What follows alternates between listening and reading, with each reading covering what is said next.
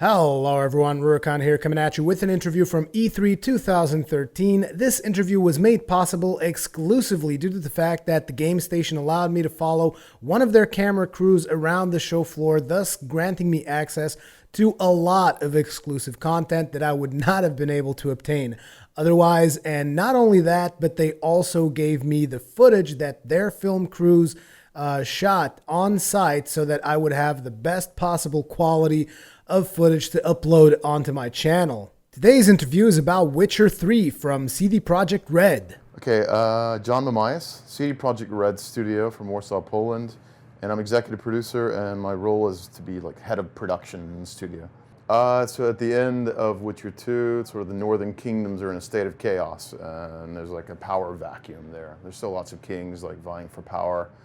But the whole thing has been sort of set up and staged for an invasion by this group called the Nilfgaardian Empire, I think is what we call them.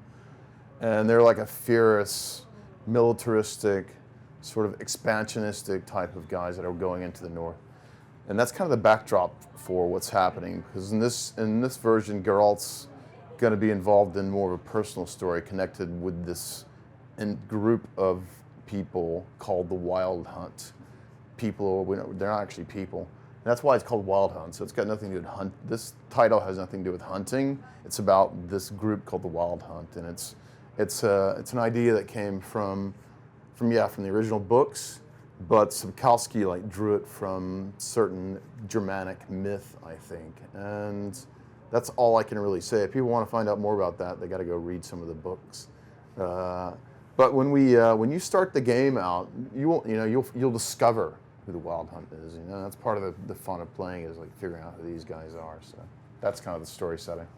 So, the Geralt's this master swordsman, and he trains with swords, and that's what he really uses. There's other weapons you can use in the game, but if you really want to destroy your enemies, it's built around sword mechanics. So we really focused on delivering really awesome sword mechanics. And skill-wise, he's still like a fighter magic user. They're not really strong mages, but they use like magic to sort of help their sword combat. So it's going to be we call them signs instead of spells, and then the two swords. And the signs are different. There's like this thing called an ard, and how can I describe it? It's like a kinetic force. So you can use it as a projectile, or you can use it sort of as an area of effect spell. And then there's fire spells, and there's mining control spells. There's like some self-defense, kind of defensive spells that he has. And all of these things are progressive in the game. It's part of sort of the leveling system we've got. These things all progress up, so your sword skills can progress, and the skills you use in magic can progress. And you can focus on one or the other. And you can also focus on alchemy. And what alchemy is, it just lets you create fantastic potions and things that you can use in combat. You can also create poisons and things for your weapons. So there's kind of like three branches of development, and you can mix and match, or you can focus on one of the branches, and that's how that works. It's pretty big. I think it's bigger than Skyrim was, but it's like 35 times the size of The Witcher 2, just in terms of land mass. So it's the demo you guys just saw is basically it's on one small island in an archipelago of islands called Skellige, and that one island is the same size as the entire Witcher 2 game. So that's just like one island of an area, and there are the three big areas in the game. We added horse, because in the books, the horse, he has like a personal relationship with his horse, and he always calls it a roach. There's lots of different horses, and he always calls them the same thing. So there's a horse,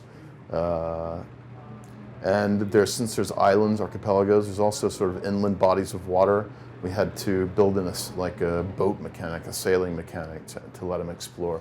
So exploration, and you can walk, and you can run, and so forth. But you can also unlock, when you hit a point of interest, or you go and explore a new city or a new village or something like that, the sort of point of interest pops up on the map, and then you can use fast travel. So, of course, the main thing is the main storyline, which is really nonlinear, and nonlinearity sort of breaks a lot through the story. So by the end of the sort of main story, you can have, I think it's 36 different kind of world states. So in effect, that's like 36 paths through the game. But along the way, there's tons of side quests that you can get drawn into, and those side quests are going to be really deep and interesting too, and they might have some impact on the main storyline in some cases as well. There's also a new thing called monster hunting, and that's what Witchers are really all about. They're about basically going to a village. The village is being terrorized by some kind of vampire or something like that, and then you have to go and make a deal with the guys that are terrorized to make enough money to go, because they're all about just making money. They're kind of like guns for hire or kind of mercenary type characters. And so you're going to go out and hunt monsters, effectively. Witcher 2 was really nonlinear, actually, and had a big break kind of in the early part of the game, and you could pick one of two major paths. And within each of those paths, it's also nonlinear. So we kind of figured out how to do this nonlinear storytelling in Witcher 2. And Witcher 3 is even sort of more non-linear than that. And I don't know how to explain how we do it because it's very complicated and it's really hard because it's like a web and there's so many cause and effect things going on that it changes lots of things. But we use this thing called like a facts database, and when the facts change, it impacts how things sort of play out in the actual story. So it's kind of it's like our confidential, like patented trademark how we do this non-linearity, and it's kind of the thing that we're really the most proud of and the thing we really focus on because story is like the most important thing for us. So, yeah, a lot of sort of what do we call it? A lot of games call it now choices and consequences, and we're trying to build that. You know, the quest designers are kind of designing this stuff, and it's somehow we've brainwashed them to think about that for every kind of quest design. So you've got the choices and consequences that affect in micro ways, non-linear quests or side quests, smaller side quests, but you also have kind of world events that could change when you make certain decisions. And the decisions are always kind of hard to make because normally it's like the lesser of two evils that you need to choose from. And that's the main thing in the game, really. So yeah, it's just that all these new features are coming in. You know, we can do all this new stuff with the new technology, so it makes the game a lot more believable and realistic. So it's all new, so it's all untested, and it's really hard to do because there's lots of bugs involved, and so the development time and focus is really critical. But it gives you so much in the end. You know, we can have these like dynamic weather systems.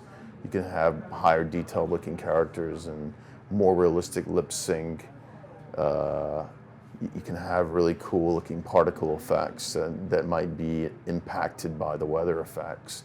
So everything gets more realistic and even more immersive, but that's what everybody expects. You know, the technology's ramping up, so the games kind of need to keep up with the technology. And the other way around, I think games and the fact that gamers love games and they buy the hardware kind of like drives the technology too. So it's kind of a really cool industry to be in because we're kind of playing off of each other. We're trying to keep all like the crappy, we call them FedEx quests, you know, and we go and get a package and bring it. Yeah, we're trying to keep all that shit out. We took all the QTE stuff out, and so we made a lot of changes that we think are going to make a lot more. Monster hunting stuff looks just amazing. It's cool, isn't it? Yeah, it's right up my alley. The last demo we did that was even cooler because basically he saw this like dead guy on the ground, and somehow he could deduct how the guy died. So there was like this ghost effect that he could recreate in his mind and see exactly how he died. Then he could figure out what kind of creature actually killed it, and he could figure out that it was a harpy because the thing was picked up from the ground, taken up to a tree, and then impaled on a tree limb. So he saw the tracks and trails, and he figured it out. So that's the kind of stuff that we'll do for all this sort of investigative monster hunting that happens. Next year, I hope. Yeah, it's going to be cross-platform, so it's going to be on PC, on Xbox One, and on PS4. and it has to come out at the same time, basically. So it's going to be. So if you guys know anybody that needs a job to come over and work for us at CD Projekt Red, we're in desperate need of like 1,000 more programmers. So.